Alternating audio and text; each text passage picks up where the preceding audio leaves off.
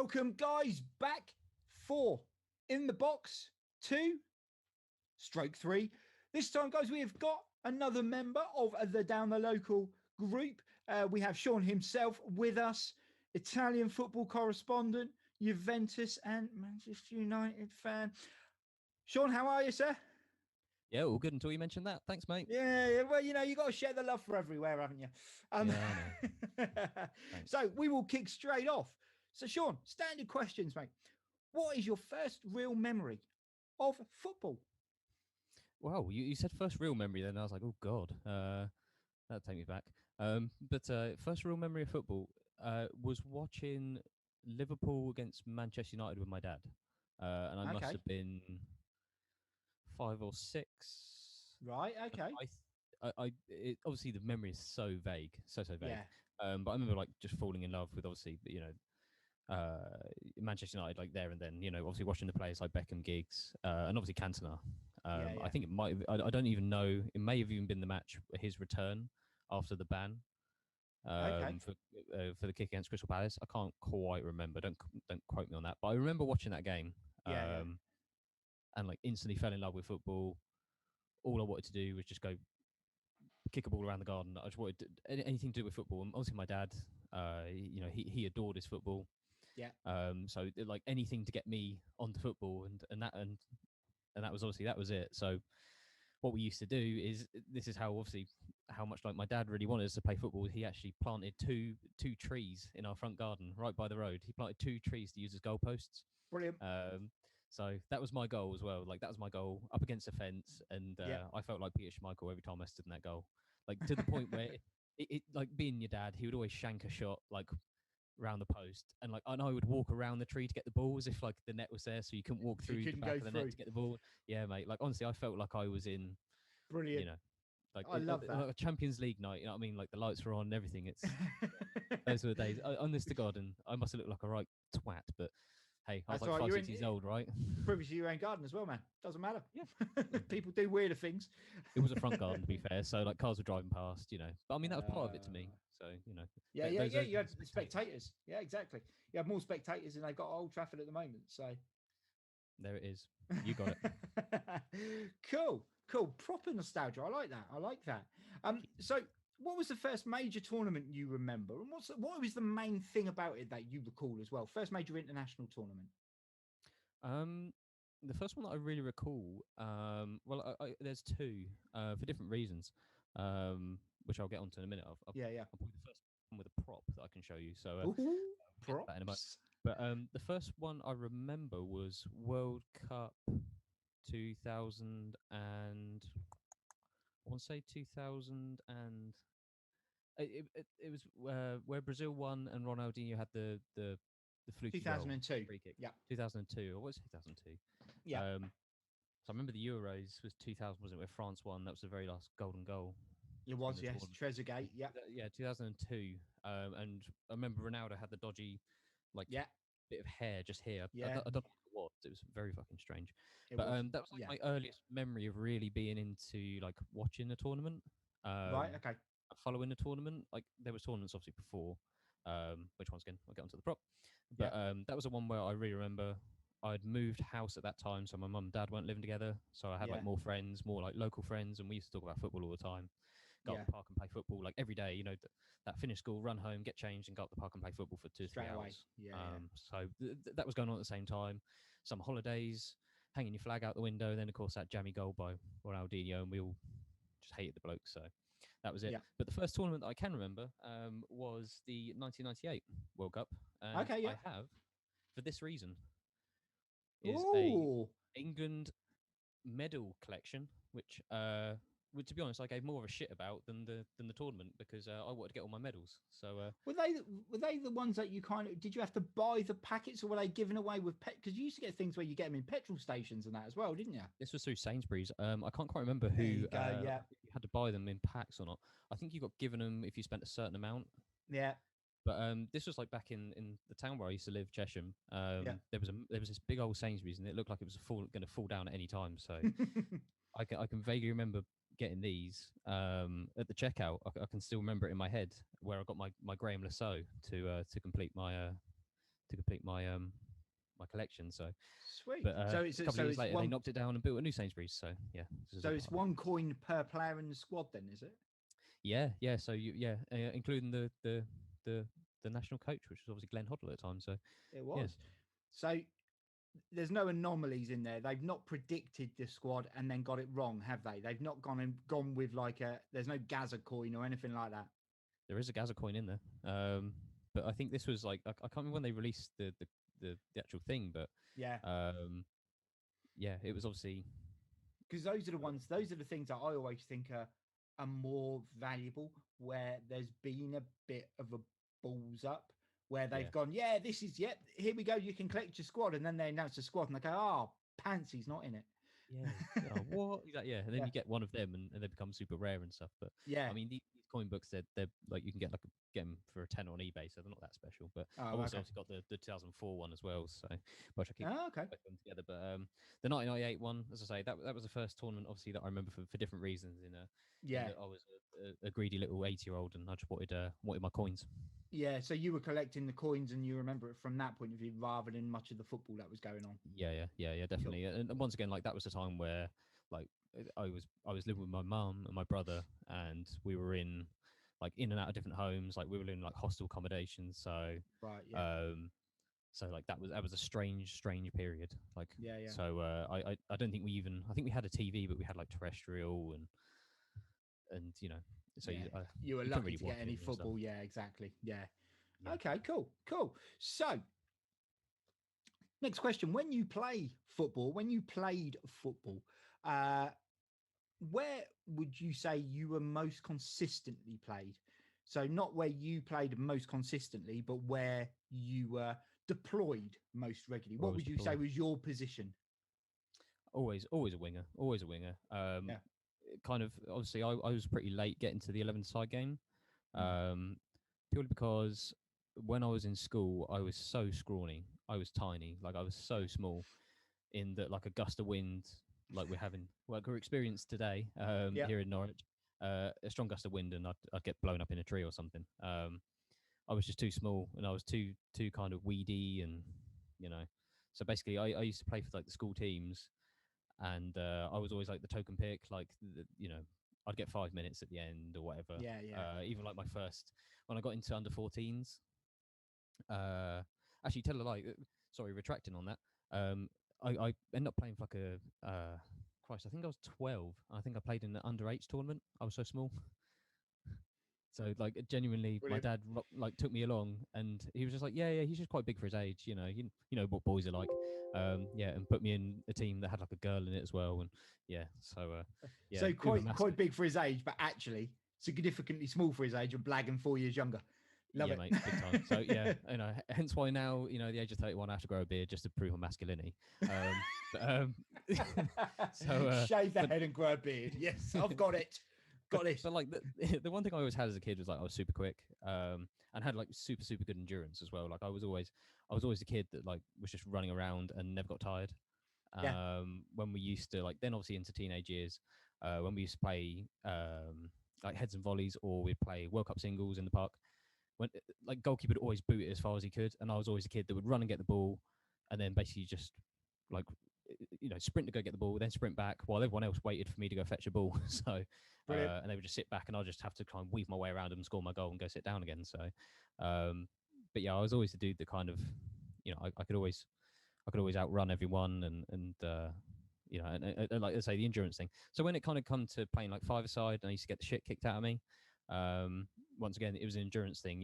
I'd play an hour, and basically I'm playing with like blokes who are in their late 30s, early 40s, and they're playing against a 14, 15-year-old. Well, there's only one way to deal with a young guy when you're an old guy, and that's just boot him up in the air until he can't run anymore. Whereas I was stupid enough that I would just get back up and just keep running. So it's really helped me later on in life with my sore knees and ankles. Thanks, guys. But so when I started playing 11-a-side properly when I was 21, 2021, and straight away they played me left wing / or like I played right wing as well, and yeah, like just kind of because I was quick, I was relatively skillful, Didn't really have much else going for me, frankly. I always thought I was a pretty good footballer, and obviously, we've had conversations before that I think I'm a lot better at football than just kind of someone who just plays out wide, who necessarily isn't very, you know, how Influential. can you explain it? Not necessarily influential, but have kind of like the pictures in their head, like a more Okay. central player has. Yeah. I think they're always a driving force, and you tend to find like the wide players are more of the they're more athletic, Yeah. definitely more technical, but they kind of lack the like in-game knowledge, and the composure, Decision and all those making kind and of things. process. Yeah, all the Yeah, for decisions are sure. limited, aren't they? Because you're only looking one direction most of the time. Well, you're looking forward or you're looking inside. You're not covering the peripheral. So yeah, Yeah, no, that makes yeah. So sense. it kind of. So, anyways, yeah. I basically then from 21, for 3 years played left wing, and done pretty well. Won a few league titles, a few sort of player of the seasons, top goal scorers, goal of the season. I won. In fact, actually, not to brag, but like my first team that I played for, the second season they pretty much cancelled their end of season party because I was top goal scorer. Was probably the best player in the team. Definitely scored goal of the season. Scored a banger. Remember it to this day. Like I most improved. I had a good season before, but this season was different world. So yeah, I kind of ended up cancelling the party because they were like, well, we can't just give all the awards to Sean. That's gonna be a pretty shit evening. So yeah. But not for Sean, it's not. No, it's exactly how I got robbed of my 5 minutes of fame, man. Yeah. But yeah, then obviously I had my leg broken in 2014. Came back, and that's obviously when the pace had gone. You know, I don't think I'm slow anymore, but I'm not slow now, but I'm nowhere near as quick as what I used to be. Yeah. That acceleration isn't there. Like the hamstrings have tightened up. Um, my most natural position, my most consistent, picked position was obviously left midfield. In later years, I kind of got dropped back to more of a instead of a left winger, more of a left-sided midfield player. So, and then now I've sort of moved into the middle a bit more. Cool. Okay, so if you could have done something different that would have made more of your footballing ability, what would it have been? I think there's several answers to this, and that I wish I would, at an earlier age, realised I had a natural ability with the football. Yep. We talk about sort of footballers who kind of turn themselves into footballers, and footballers who maybe have natural ability. And I think I maybe had natural ability. I kind of had a natural feel for the ball, and I was always, I don't know. It's a very hard one to explain, isn't it? If you find someone who doesn't know how to play football, they don't have a natural feel. Whereas I never felt like I didn't. Every time a football was at my feet, I never kind of felt like I didn't understand what I was doing. From such an early age, I kind of had that natural touch and awareness and whatnot. So I wish I'd kind of realised that a bit earlier, and and kind of really focused on my football instead of like, kind of being the kid that wanted to do a bit of everything, and then found like music, and I wanted to be a musician. Of course, like being a musician, it involves quite a bit of drinking and kind of the partying and the not being a musician fun stuff. Not being a musician involves quite a lot of drinking and partying. Yeah, I know. This is but, you can't live the rock and roll lifestyle where you're this pseudo fucking legend. So, but I remember turning up like hungover to play football and stuff, and it fucking sucked. So, I wish I kind of, and I tried when I was 22 sort of slash 23 to really kind of kick myself back out of. I could sense that I was pretty good. And that I had a few offers for like trials and stuff, and that like like early 20s is to go into like the semi-professional game is it's pretty normal, but not a lot of people I knew were doing it. So no. These offers kind of come up, and like there were some things that I could have gone and done, and so yeah, I quit my drinking and spent like 18 months just like football was just everything was football. I woke up thinking about football, I went to sleep thinking about football. If I wasn't football training, if I wasn't playing football, I was lifting weights, or I was out in the garden just doing keep ups, or like practicing like passing with the outside of your left foot, like inside left foot, and like everything. Go for runs, go for this, do that. So like everything just revolved around football. Like changing my diet, even things like that. Yeah, Getting yeah, good night's sleep, and I really did kind of live the life of trying to be good at something. So yeah. That's I cool. wish I'd done that at Damn Site earlier. And obviously, I don't know, just kind of passed up a few opportunities at the wrong times and whatnot to pursue other things. But I think all of us like look back on our time playing football and say, "Oh, if only I'd have dedicated myself to it, I could have been something." But the reality is, Yeah, fate took a course, and rightly or wrongly, and the I right think thing. that goes. Yeah, I think that goes across life for a lot of people as well. I don't, not even a football related thing. I think a lot of people will look back and they will pinpoint points in their pinpoint parts of their life where they think, "I wish I'd actually dedicated more time to that or done more to that." But do you know what? You didn't, and do you know what? If you did, you wouldn't be the person you are now. So Yeah, I 100%. suppose, so from that point of view, I think all of these things are a personality and character defining. So I think sometimes it's good to look back on it with nostalgia, so long as we never get to the point of regretting it. Um, Yeah, for and so, sure. because I think there's a big difference to saying, I wish I'd done this, as opposed to saying, I regret not doing it. Yeah, So yeah, definitely. Yeah, it 100%. puts, And much more of a positive spin on it. And I think, it's a good thing because those chances may have passed, but it didn't stop you playing. no, And no, for sure, no. And you lived through your eyes at that time, and you lived through your mind, and yeah, you went through like the right thing. You always make the right decision at that time in your life. You never, exactly. Yeah. you never get faced with a decision and then make the wrong one on purpose, or think, yeah, I'm going to do the wrong thing today. I Yeah. mean, you don't, do you? Yeah. That just doesn't happen. So, to then Exactly. kind of reflect on it and then beat yourself up. Like I am my own worst like critic. I really am. Like when it comes to football, you can make 100 passes in the game. I could complete 99% of them. But that one pass, I'll beat myself up like something rotten about it. Like Yeah. and I won't. And that was kind of always what I suppose maybe separated me from my friends at the time is that I was that guy.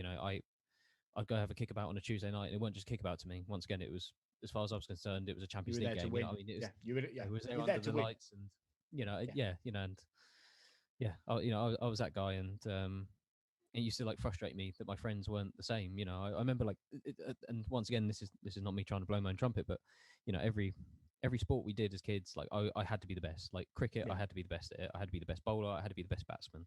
When we went to go play pool, like if I was playing my dad, like you always got to beat your dad, but I remember for 24 weeks in a row, like when we would play pool every Friday night, I beat him like every night, Yeah. every game. Yeah. Didn't give an inch. Yeah, you name it, whatever sport, tennis. A friend of mine loved his tennis, but I used to kick his ass every time he played. Yeah. He never won a single set against me because like you can't That beat me. Like competitive edge. Yeah. yeah, for sure. And like and I had that since 12, 13. I was that stubborn little shit, but Yeah. Yeah, and I mean, there's no real issue with that. I mean, one of the big things I always look at is, if someone says you're a bad loser, well, yeah, of course I am, yeah, yeah, yeah, because if someone's a good loser, they're still a loser, yeah, yeah, precisely. Yeah, and if you're a good loser, that shows that you're probably more used to it. I think there's a racing term, and that is second is the first loser. Exactly, and you should never. No, I don't think no one should ever really be satisfied with second place. Um, unless there is a complete phenomenon out there. I remember in athletics, Roger Black chasing Michael Johnson and saying, "Do you Mm. know what? Second place in normal realms, that's first place because no one's going to beat this guy." Yeah, And yeah, definitely. and Yeah, and unless you're in that kind of situation, then that's the only time really that second place is acceptable if you're up against something that is just unreal. So, yeah, yeah, um, 100%. cool. So, final question of this section, Sean. What do you feel are the 5 key attributes to make the complete footballer? And we're not looking position specific. We're Yeah, suspicion specific. Suspicion. Suspicion Pacific. Yeah, Okay, exactly. We are I not got my looking. suspicions about this. Yeah, we are not looking position specific. That's a fucking tricky one, man. We are Oh, literally it's 3 in looking. the afternoon. You've been drinking already? God, No, Neil. man, only the waters. It's bad, isn't it? God, when I get on it, it's going to be awful. Yeah. So we're not looking for someone in a set position. Yeah. Literally, what you would deem would be the 5 key attributes for the complete footballer. And we're talking like Football Manager like attributes, or are we talking just like general? You can use the Football Okay. Manager ones if that, because that will probably give it as an easier, more clarity to it for a lot of people. Yeah, definitely. Yeah, I mean, well, just before we do that, like to mention one thing, like outside of the Football Manager attributes, I think like sacrificing. I think David Beckham talked about it a lot. He Yeah. said, he sacrificed a lot, to become a footballer. Mm. I think that's something that's massively, massively underrated. For us, like as a general public as well, and the kind of media obsessed country that we live in, where we love to bash footballers for the amount of money they get paid, the lives they live, but we don't ever applaud them for like the sacrifices they make. Like, Yeah. if you are a teenager, if you're a 20-year-old man, do you know what? You want to go out and live your life. You want to go have fun, and like we did, like when we were kids. I mean, when you're a teenager, you're a kid. You go out and have fun. These guys can't do that. They literally they can't leave their home without someone accusing them of something. So like and to live that life, like I do agree. They're on obscene amounts of money, but do you know what? To sacrifice such a key part of your life that you only get to live once, you deserve to be reimbursed for it. So that's fair. And to be fair, I mean, you could use that as one of your attributes, because I would say that's a determination. Yeah, 100%. It's having that thick skin. It's knowing that every day for a period of time is going to be the same. It's going to be monotonous, but you know that the rewards you get out of it at the end are going to be worth it. Yeah, for sure. And actually, once again, to look at someone like, say, Cristiano Ronaldo, I mean, he would not be the footballer he is today without the determination that he has had. Yeah, 100%. Cool. So determination, we've got in number 1. I think you've got to look at things like certainly teamwork is always something that I look for. Football is a team game. We talk about players like Messi, Ronaldo, your strikers and your Ballon d'Or winners and people like that. But we don't talk enough about teamwork and what players do for the team. And then when someone comes along who's fantastic at it, then we will rant and rave and say, how brilliant he is. But we don't kind of, no one ever talks about the Tony Hibberts of this world. You know what I mean? Who kind of just do a job, and do their bit for the team. And this is it. And kind of, so for me, like, if I was going to pick a team, I'd always pick a team with 11 players that have really good teamwork and put a shift in, for each other. Sacrifice bits of their game. Once again, coming onto the determination. Then have 11 players who believe they can do it all on their own. Because we both know from being in grassroots football and Sunday league football, there's nothing that drives you mad more than a player who thinks he can do it all on his own. It's the most. It drives me mad. Something rotten. So yeah, and I suppose that probably links more back to like my own game, and I've always believed like I've been the first player to try and sacrifice things, and for the good of the team. Cool. So determination, teamwork. Mm-hmm. I'm going to have to do though. Go on, you carry on. I'm going to write these down, because last time I lost track, mate. I was like 2 in, and I was like, "What? We're playing a game of guess what you said." Yeah, it's an age thing, man. It's an age thing. It's cool. I'll let you off. Yes, go. Determination. Go. Determination, teamwork. Christ, it's a tough one. It's a tough one, Neil. I haven't really thought about this. I mean, there's things like obviously endurance, like we talked about earlier. Like I think endurance is a long thing. Certainly once again in grassroots football, we see sort of pretty lazy players, or once again the kind of the players who switch off. You see it in the professional game. Players that just have a lapse of concentration. They do it all the time. Manchester United centre backs, for instance. That cost you games. Dean Henderson on Thursday night, fucking idiot. Yeah. So it's having that endurance. Mental sort of stamina almost, as you say, to prolong yourself. You see all the great teams, man. Like they all had it. Some of the fantastic Chelsea sides that were under Mourinho. They just had that mental edge, and you knew going into that last 10 minutes, like they were going to see the game out. If they had a scrappy 1-0 win, you were never in fear. Like you never had to cash out your bet on them, because you knew that they would see it at home. You know what I mean? And that comes down to, as I say, endurance and kind of mental, the mental sort of stamina of all of that. So, 2 others. Jeez. try to think. I should really bring up like a football manager stats list or something, shouldn't I? So I know which ones we're looking at. So I'll go like once again, we'll end this call and I'll be like, yeah, shit, you kind of need that to play football. Dang. I suppose like another simple one is your ability with 2 feet. That one, Yeah. once again, you see players that have just got 1 foot and it drives me mad. Because it's so easy as an opposition player just to mark them out of the game. Yeah. You just stand. I mean, there was a guy that used to play on a Tuesday night.